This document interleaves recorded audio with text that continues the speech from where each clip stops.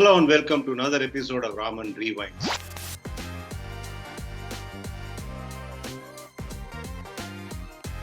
In this episode, I'm going to be talking about someone who was stylish, who was sensational behind the stumps, and he was a live wire. Believe me, you will not realize how much of a live wire he was behind the stumps until you get to see his videos. He almost psyched the batters out. He'll keep chatting to the batters. He'll get under their skin and help the bowlers in every which way possible. But the manner in which he kept wickets was a sight to behold. He was fantastic. And if you cast your mind a little bit to the mid 80s, you might have guessed as to who I'm referring to. It's Sadanand Viswanath, the stylish stumper from Bangalore. He was brilliant. If you had seen the videos in 1985, the WCC videos, you would understand what I'm trying to get at and what it is that I'm talking about. He was of great help to the bowlers. He will keep encouraging the bowlers. He'll keep everybody on their toes on the field. He'll G them up, and yet at the same time, he'll also wind the batters to an extent where they would really get upset mentally. And that has perhaps resulted in them getting out on a few occasions. I first met Sadanand Viswanath in the summer of 1980. He was about 3-4 years senior to me. And by then, Sadanand Viswanath had played senior level cricket. He was an under 19 cricketer. He was also on the verge of making it into the Karnataka side. And there's a lot of talk about Sadanand Viswanath with a lot of admiration. Over the years, obviously, our careers overlapped and we played with and against each other, because those days you would play a lot of cricket against teams within the same zone because of the format you had in the under 22, the under 25, and also in the Ranji Trophy. One thing for sure, that Sadanand Viswanath is one of a kind, in the sense that he was conventional, he was absolutely good technically, and he would really make keeping look easy. And he moved around like a gazelle behind the stumps. As for the spinners are concerned, his lightning quick stompings was a sight to behold. And if he had played a lot more than he did, I'm sure he would have been as much as an idol that Dhoni has been over a period of times, because such was his work behind the stumps. And he obviously also knew how to play to the gallery as well. But however, it was unfortunate that his career did not take the route that everybody thought it would, and he only ended up playing sporadically. But of course, he was a highly emotional person. He was also a man who was prone to fighting for his friends, fighting as in sticking up to his friends. And that's the kind of person he was. After the WCC, Sadanand Viswanath obviously was looking forward to really cementing his place in the Indian side, and he was looking forward to it really badly. He had an opportunity to do that on the tour of Sri Lanka, which was around 85-86. And unfortunately, prior to that tour, I think Sadanand Viswanath lost his mother. And being the emotional chap that he was, I think he really took it very badly. He couldn't get over the death of his mother soon enough and focus on his cricket. And unfortunately, he did not keep as well as he can on the tour of Sri Lanka, which obviously led to him losing his place in the Indian side. Then he started working on his cricket and then kept doing well in domestic cricket. And he again made a comeback in 87-88. Which was my first series against West Indies. And he did play a couple of one days, if I remember it right. But again, as he was really fighting his way back into the Indian side and looking to really establish himself, he lost one of his best friends. In fact, one could say it was his mentor too. Ranjit Kanvilkar was a man who died in a train accident.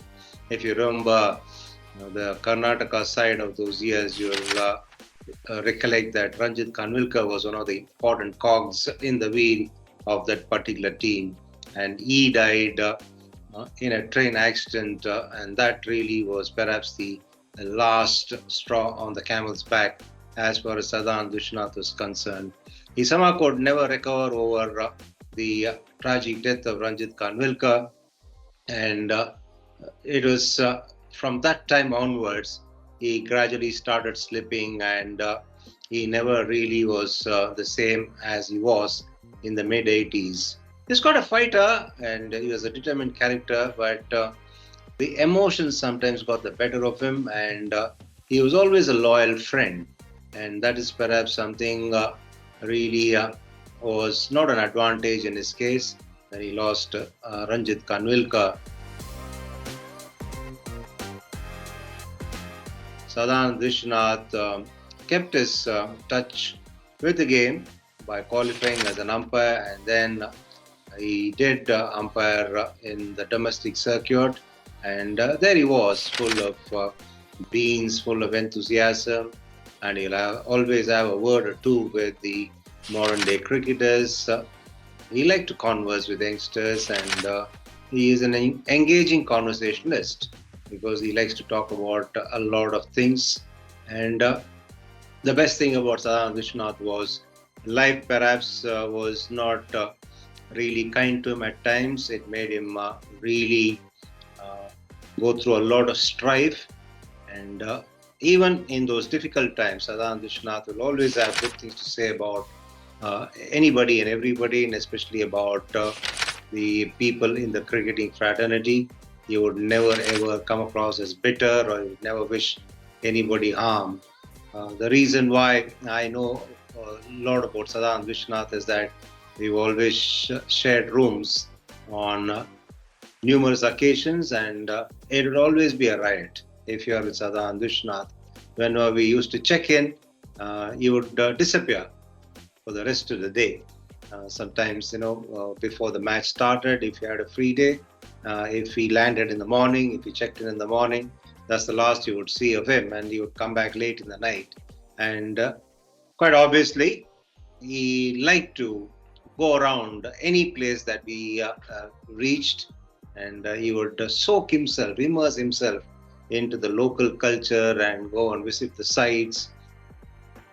He would engage an auto, he'd engage a cab or anything that he came across first, and then he would hire them on a day basis and make that guy take him around the city that he was in, and also the surrounds of that particular city or town we reached. So Sadanand Viswanath, also a very generous person. If at all somebody went up to him and remarked about how good a shirt he was wearing, he would immediately go about giving that shirt away to the person. Very impulsive, very emotional, very generous, fantastic human being. I'm sure that if he had played a lot more test matches, he would have been absolutely adored by everybody, like I said before, as much as people adored and adore and will adore MS Dhoni. I think it's perhaps unfortunate that he did not play as much as a lot of people expected him to. In fact, he also would have expected to play a lot more than he did. But once again, life and sport have their own quirks. They also have a script of their own, which is something that not everybody ends up cracking or everybody ends up reading properly enough. I would rate Sadanand Viswanath as one of the best keepers I've seen in international cricket over 4 decades. He was absolutely brilliant, and people who have played with him, people who have seen him, would vouch for what I have said just now about Sadanand Viswanath.